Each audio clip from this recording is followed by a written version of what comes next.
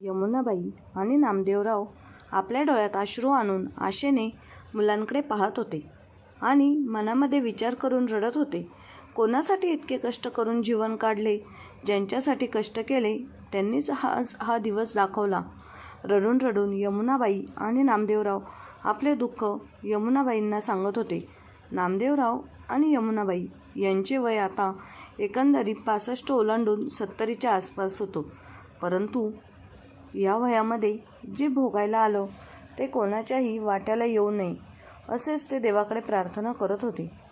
देवा, कोणत्या जन्माचे पाप म्हणावं की कर्म म्हणावं, म्हणून हे 2 मुलं आणि 1 मुलगी आपल्या पोटी जन्माला आली आणि तिन्ही मुलांसाठी काही कमी न पडू देता चांगले संस्कार केले.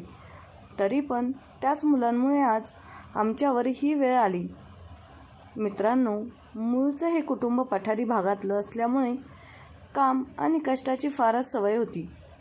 नामदेवरावांचं गाव हे पठारी भागातलं असल्यामुळे शेतीतून जास्त काही इन्कम मिळत नव्हतं. माधवरावांनी विचार केला, शेतामध्ये काही पीक येत नाही, जास्तीची काही इन्कमही मिळत नाही आणि 5 माणसांचं कुटुंब म्हणावं तर खर्चही जास्त असतो आणि 3 मुलं आहेत. जसं जन्म देणं कर्तव्य आहे तसंच शिक्षण आणि चांगले संस्कार देणे ही माझी जबाबदारी आहे. यासाठी मलाच काहीतरी करावं लागेल. नामदेवरावांनी आपल्या 2 मुलांना आणि यमुनाबाईंना घेऊन नाशिकला येऊन वास्तव्य करण्याचा निर्णय घेतला. नाशिकला आल्यानंतर नामदेवरावांनी यमुनाबाईंना सांगितलं, मला मिळेल ते काम मी करेन, परंतु तू फक्त आपल्या 3 मुलांचे संगोपन कर आणि पालनपोषण व्यवस्थित कर. त्यांना कुठली कमी भासू देऊ नकोस. आपल्या मुलांसाठीच नाशिकला आलो आहोत हे मात्र विसरू नकोस. त्यांचे शिक्षण, त्यांचे खाणं पिणं, त्यांची संपूर्ण जबाबदारी ही आपली आहे आणि आज जर आपण त्यांना चांगले शिक्षण दिले तर आज केलेल्या कष्टाचं फळ आपल्याला आपल्या म्हातारपणामध्ये मिळेल. आपल्या म्हातारपणाचा आधार भक्कम बनेल आणि आपल्या उत्तरवयामध्ये आपल्याला काम करण्याची गरज उरणार नाही. यमुनाबाई सुद्धा आपल्या पतीच्या होला हो म्हणाल्या आणि सांगितले, तुम्ही काही काळजी करू नका, मी सर्व काही व्यवस्थित करेन. नामदेवराव डबेवाल्याचे काम करायचे. लोक ऑफिसला गेले की ते त्यांच्या घरून त्यांचे डबे घ्यायचे आणि ज्याच्या त्याच्या जागेवर नेऊन द्यायचे आणि बाकीच्या वेळेत रेल्वे स्टेशनला बसून लोकांचे बूट पॉलिश करून देत असत. अशी छोटी मोठी कोणतीही कामं करत होते. परंतु आता जसे मुलं मोठे होत चालले होते तसा खर्चही वाढत चालला होता. नामदेवरावांना याची जाणीव झाली होती. परंतु किती काम करून पैसे तर तेवढेच घरात येत होते हे मात्र यमुनाबाईंच्या लक्षामध्ये येत होतं आणि त्यांनी ठरवलं की आपल्या नवऱ्याला मदत म्हणून आणि संसाराला हातभार लागावा म्हणून त्यांनी घरच्या घरी डबे बनवायची पद्धत सुरू केली. डब्यांबरोबर त्या चटण्या बनवायच्या. चटण्या सगळ्यांनाच खूप आवडायच्या. त्या रोज वेगवेगळ्या प्रकारच्या चटण्या देत असत. ज्यांना डबे दिले जायचे त्यांना तो चटण्या खूप आवडायच्या. ते आवर्जून त्यांना सांगायचे की चटण्या रोज देत जा, आम्हाला भाजी आवडली नाही तर आम्ही चटणी खात जाऊ. सुरुवातीला डबे कमी होते. नंतर मात्र यमुनाबाईंच्या जेवणाची चव लोकांना समजली आणि तसे तसे डबे वाढू लागले. डबे वाढल्यानंतर नामदेवराव सकाळ संध्याकाळ डबे पोचते करायचे आणि मग उरलेल्या वेळामध्ये स्टेशनवरच काम करायचे. यातून आता जेमतेम घर चालेल इतका पैसा येत होता. परंतु यमुनाबाईंच्या मनामध्ये नेहमी एक सल असायची. 2 मुले आहेत. गावाकडे पठारी भागात शेती देखील इतकी नाही आणि जेवढी होती तिलाही पाण्याचा प्रॉब्लेम होता. मग त्यांच्या मनात आले की आपल्या मुलांना शेती नाही तर नाही, पण आपण प्रत्येकाला एक निदान रूम तरी घेऊन द्यावी. आता मीही काम करू लागत आहे आणि दोघांच्या कामातून पैसे बऱ्यापैकी मिळत आहेत. सुरुवातीला एकतरी रूम घ्यावी म्हणजे डोक्यावरचा भार हलका होईल. असा विचार करून हालाकीचे जीवन जगता जगता यमुनाबाईंनी आणि नामदेवरावांनी रूम घेतली. मुलांच्या शिक्षणातही कशाचीही कमतरता भासत नव्हती. अधूनमधून नामदेवराव त्यांना सुनवायचे देखील. पोरांनो, अभ्यास करा बरं का, तुमच्यासाठी सगळे मेहनत चालू आहे. मुलं देखील हो म्हणत होती. बघता बघता नामदेवरावांची मेहनत आणि यमुनाबाईंचं कामाचं फळ त्यांना मिळालं. त्यांची तिन्ही मुलं लहानपणापासूनच अतिशय हुशार होती. पठारी भागातली असल्यामुळे तब्येतीने कणखर होती. मैदानी खेळ असो व पुस्तकी ज्ञान असो, कशातही सौरभ आणि मयूर मागे नव्हता. तसेच सुमित्रा देखील घरच्या कामांमध्ये पण हुशार होती. आईवडिलांची मेहनत डोळ्यांनी पाहून मनामध्ये निश्चय केला होता, काही झालं तरी लवकरात लवकर स्वतःच्या पायावरती उभे राहून आईवडिलांच्या खांद्यावरची जबाबदारी आपल्या खांद्यावर घ्यायची.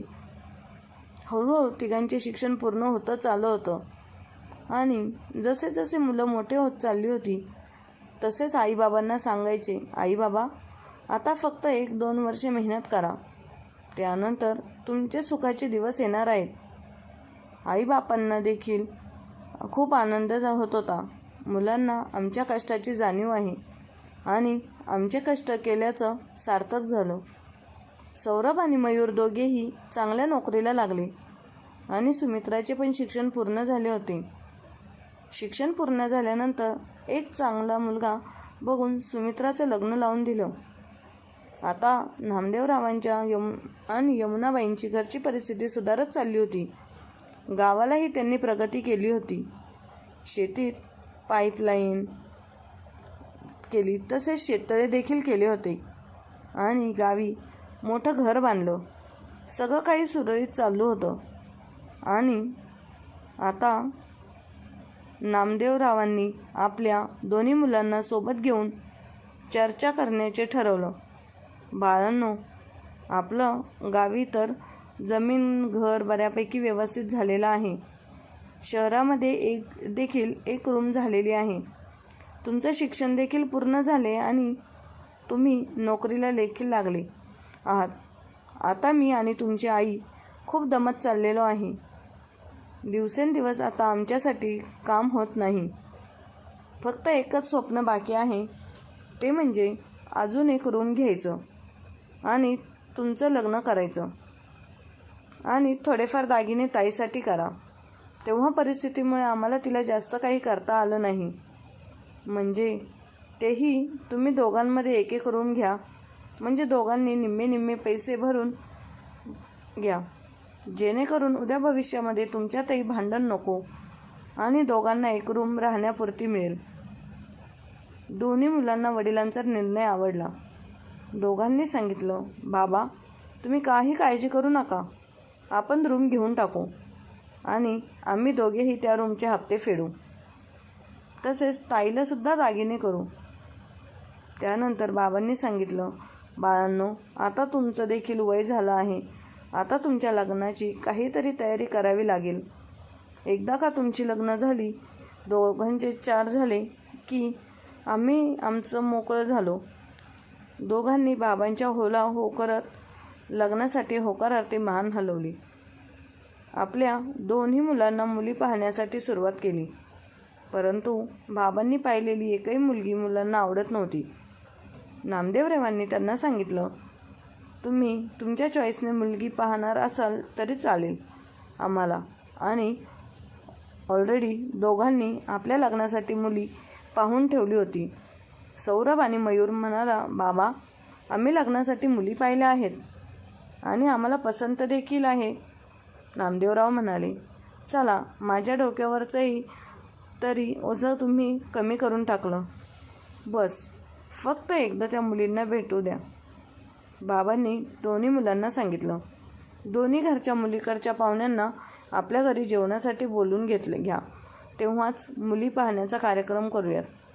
दुसऱ्या दिवशी मयूर आणि सौरभने त्यांच्या होणाऱ्या बायकांच्या घरच्यांना फोन केला आणि सांगितलं, आमच्याकडे उद्या जेवणासाठी या.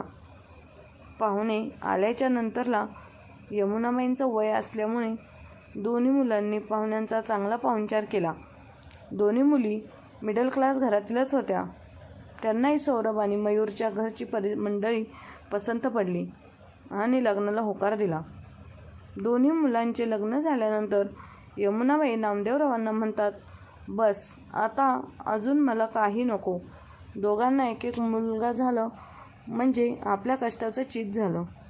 बघता बघता दोघांच्या लग्नाला वर्षे उलटून गेली आणि दोन्ही मुलांना एक एक मुलगा झाला. घरामध्ये आनंदाचं वातावरण तयार झालं. आजी आजोबा आपल्या नातवंडांना घेऊन मंदिरात जायचे, गार्डनला जायचे, त्यांच्यावरती चांगले संस्कार करायचे. त्यांना रामाच्या कृष्णाच्या गोष्टी सांगून हुशार बनवत होते. परंतु आता कुटुंब वाढल्यामुळे दोन भावांमध्ये वाद निर्माण होऊ लागले. दोन्ही सुनांमध्ये देखील कामावरून भांडणं होऊ लागली. आजपर्यंत जी मुलं आधी लक्ष्मीराम सारखी राहत होती, आपल्या आईवडिलांचा आदर करत होती, ती आज त्यांच्याच वडिलांसमोर मोठा आवाज करून भांडत होती.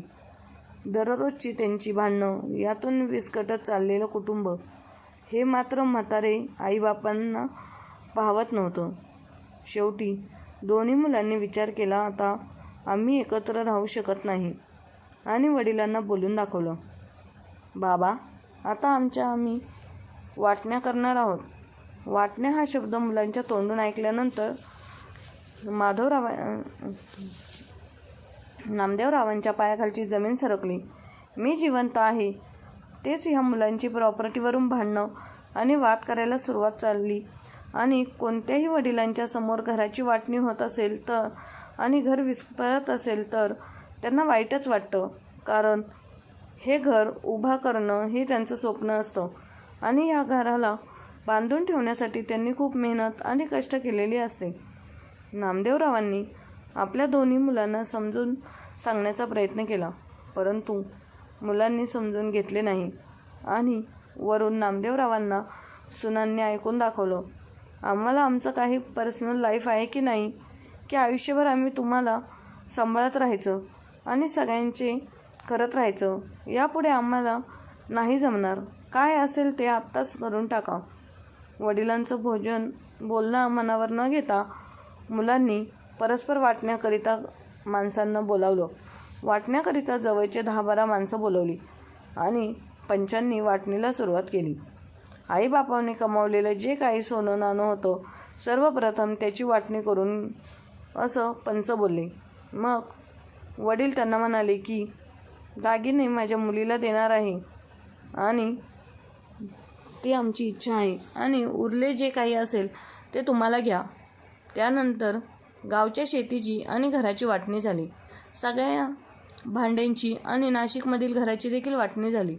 आता अशी एकही गोष्ट राहिली नव्हती का जी वाटून घ्यायची होती. जेवढं काही आईबापांनी कमावलेलं होतं ते दोघांमध्ये समप्रमाणात वाटून दिलं गेलं होतं. आता शेवटची एकच वाटणी बाकी होती. पंचांनी सांगितलं, आता शेवटची एकच वाटणी बाकी आहे, ती खूप महत्त्वाची आहे. ती वाटणी ज्यांच्या वाट्याला येईल त्यांचं परभाग्य असेल. ती वाटणी म्हणजे आईवडिलांची होती. पंचांनी सांगितलं, कोण तयार आहे आईवडिलांना सांभाळण्यासाठी? एक मुलगा दुसऱ्या मुलाकडे पाहत होता आणि दुसरा मुलगा विचार करत होता. यमुनाबाईंच्या आणि नामदेवरावांच्या मनामध्ये विचार आला, दोन्ही मुलं आमचीच आहेत. ठीक आहे, आज त्यांनी वाटणी केली आहे, दोघांनी वेगळे राहण्याचा निर्णय घेतला आहे, परंतु शेवटी काही झालं तरी रक्त आहे. दोघे जरी वेगळे राहिलो तरी आम्हाला दोघे कधीही अंतर देणार नाहीत आणि लहानपणापासून आम्ही कधीही त्यांना परकेपणा जाणून दिला नाही. नामदेवरावांचे विचार करावा. शंकराच्या मंदिरामध्ये मिळालेला प्रसाद मी स्वतः न खाता माझ्या मुलांसाठी हातामध्ये घरी घेऊन येत होतो. त्यांच्या शिक्षणासाठी त्यांचा प्रत्येक स्वप्न पूर्ण व्हावं यासाठी आम्ही दोघांनी खूप मेहनत केली आहे, खूप कष्ट केले आहेत. नक्कीच ते दोघं आम्हाला सांभाळतील ही आशा मनात ठेवून दोघे आईबाप डोळ्यांमध्ये अश्रू आणत आपल्या मुलांकडे पाहत होते. परंतु मोठ्या मुलाने उत्तर दिलं, माझ्या घरी माझी मुलं माझी बायको असतात आणि चौथ्या माणसाला जागा होत नाही. आणि धाकट्या मुलाने सांगितलं, हो पंच, मी आईबाबांना सांभाळण्यासाठी तयार आहे, परंतु तेवढ्यातच धाकट्या मुलाची बायको म्हणाली, आपण काय मक्ता उचलला आहे का एकानेच दोघांना सांभाळण्याचा? धाकट्या सुनेचे सांगितलं, माझी रूम तर लहान आहे, त्यामुळे मी दोन्ही आईबाबांचा सांभाळ करू शकत नाही. आईवडील आपल्या मुलांकडे पाहत होते. मुलांचे उत्तर ऐकल्यानंतर त्यांच्या डोळ्यात अश्रूंनी बांध फोडला आणि मोठमोठ्याने रडू लागले. ज्यांच्यासाठी आपण आपल्या सर्व जीवन समर्पित केलं, आज त्याच मुलांनी आपल्याला सांभाळायला नकार दिला.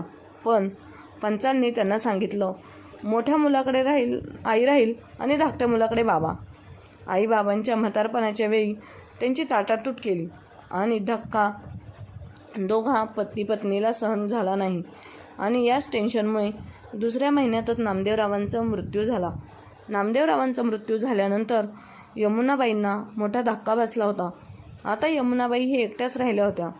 नवरा आपल्याला सोडून गेला हा धक्का त्यांना पचवता येत नव्हता आणि परत त्यामध्ये नवीन काही भांडण उभं राहिलं आहे, ते म्हणजे यमुनाबाईंना आता सांभाळणार कोण? परत आता दोन्ही मुलांमध्ये वाद सुरू झाला. धाकटा मुलगा आणि सून म्हणायची, आमच्या वाटणीला बाबा आले होते, त्यांचा सांभाळ आम्ही केला. आईची वाट मोठ्या मुलाकडे आली होती. आईला सांभाळायचं की नाही त्यांचा तो पाहिल. बाबांचा सर्व काही विधी मी पार पाडला आहे. आईची जबाबदारी मोठ्याची आहे. त्याला जमत असेल तर त्याने सांभाळावं आणि नसेल तर जमत तर सरळ त्याने आईला वृद्धाश्रमात सोडून द्यावं. परंतु आम्ही काही सांभाळायला तयार नाही आहे. आणि आपल्या लहान पोरांच्या आणि सुनेच्या तोंडातून आलेले शब्द यमुनाबाईंच्या काळजाला खोल करून आरपार जात होते. यमुनाबाई विचार करत होत्या की हाच तो मुलगा आहे का ज्याला मी जन्म दिलाय, लहानाचं मोठं केलंय, त्यांचं पालनपोषण सांभाळ मी केलाय. आज तोच मुलगा सरळ बोलतोय, मी बापाला सांभाळले, आईला सांभाळू शकत नाही आणि वरून बोलतोय की वृद्धाश्रमामध्ये सोड आईला. आईला खूप वाईट वाटत होतं, परंतु आई मनाशी रडत होती आणि दोन्ही मुलांपुढे दयेची भीक मागत होती.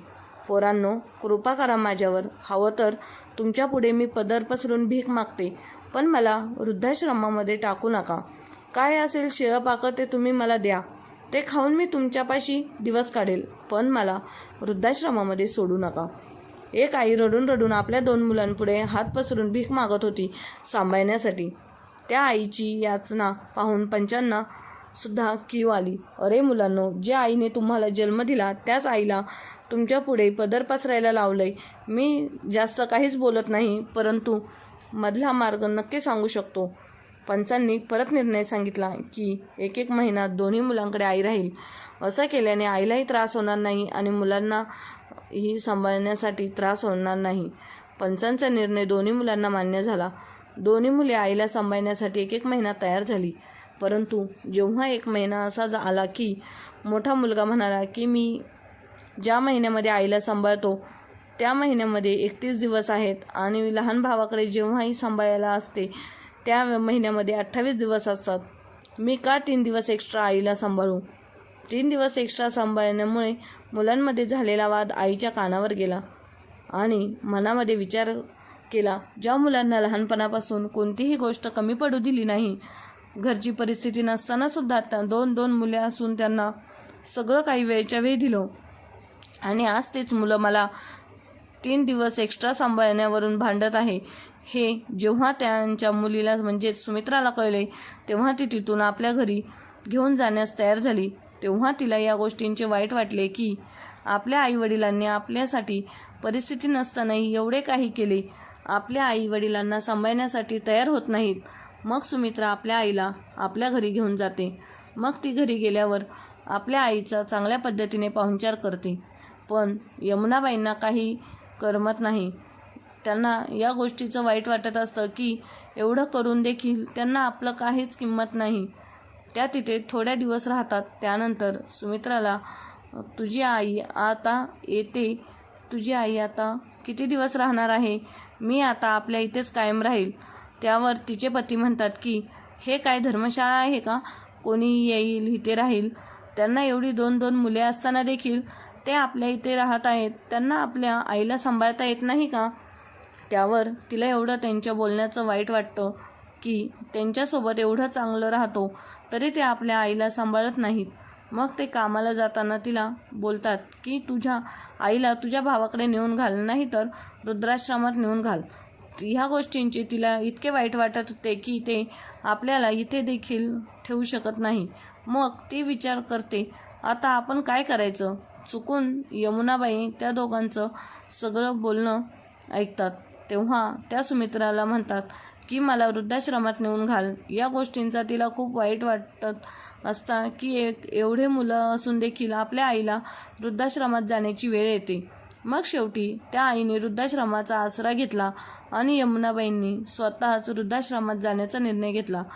आणि मुलांनी त्यांचा निर्णय सांगितला आणि मुलांना तर खूपच चांगलं वाटलं की आता आईच्या कटकटीपासून आपली सुटका होणार.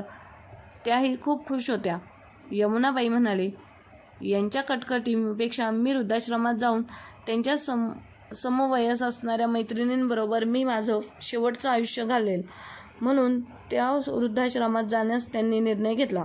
वृद्धाश्रमात गेल्यानंतर त्यांना असं समजलं की आपल्यासारख्या खूपशा महिला या वृद्धाश्रमात आहेत. तिथेही त्या मेहनत करून स्वतःच्या पायावर उभे राहत आहेत. सूनबाई वेगवेगळ्या प्रकारच्या चटण्या, पापड, मसाले खूप चांगल्या प्रकारे बनवायच्या आणि त्यांच्या हातात चटण्या तर सगळ्यांना खूप आवडायच्या. मग त्यांनी ठरवले की आपण त्याचा बिझनेस करूया. म्हणून त्यांनी वृद्धाश्रमातील सर्व बायकांना त्यांचा प्लॅन सांगितला की आपण सर्वांनी एकत्र येऊन वेगवेगळ्या प्रकारच्या चटण्या, पापड, लोणचे बनवायचं आणि मग ते मार्केटमध्ये पोहोचवायचं.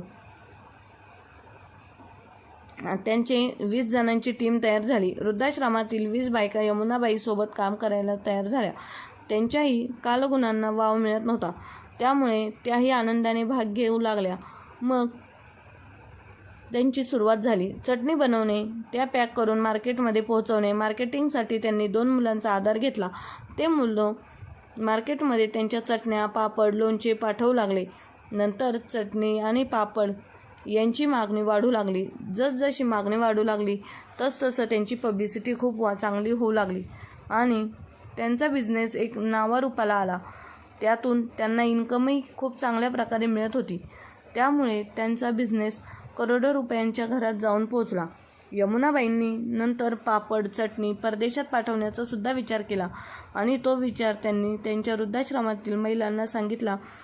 त्यांनाही तो उपक्रम खूपच आवडला. एके दिवशी एक नामांकित कुटुंब वृद्धाश्रमाला भेट देण्यासाठी आले होते. ते वृद्धाश्रमातील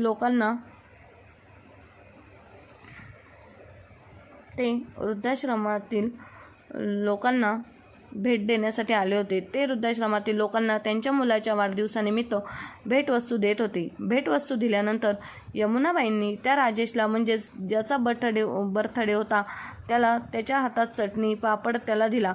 त्याने तिथेच बसून ते चटणी आणि पापड खाल्ले तर ते खूपच आवडला. त्यावर त्याचे वडील सुद्धा म्हणाले, यमुनाबाई, हे पापड व चटणी तुम्ही इथे बनवता का? तर त्यावर यमुनाबाई म्हणाल्या, हो, आमचा छोटासा बिझनेस आहे, पण आमचा विचार आहे की हा पापड, चटणी परदेशात पाठवायचा, पण आम्हाला योग्य ते व्यक्ती मिळत नाही आणि तो आम्ही परदेशात कसा पाठवू तेही आम्हाला काही सुचवत नाही.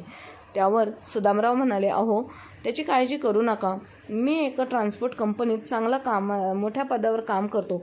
मी माझ्या मॅनेजरशी बोलून तुमचा जो प्लॅन आहे तो त्याच्याशी डिस्कस करून तुम्हाला ऑर्डर मिळवून देण्याची मदत नक्कीच करेल. यमुनाबाई खूप खुश होतात. त्यानंतर सुदामराव त्यांची फॅमिली तिथून निघून जातात. नंतर एका महिन्यानंतर यमुनाबाईंना फोन येतो की तुम्हाला परदेशातून पापड आणि चटणीची यांची ऑर्डर आलेली आहे. जवळपास 25 लाखांची ऑर्डर आहे. ती ऑर्डर तुम्ही पुढच्या महिन्यात देऊ शकाल का?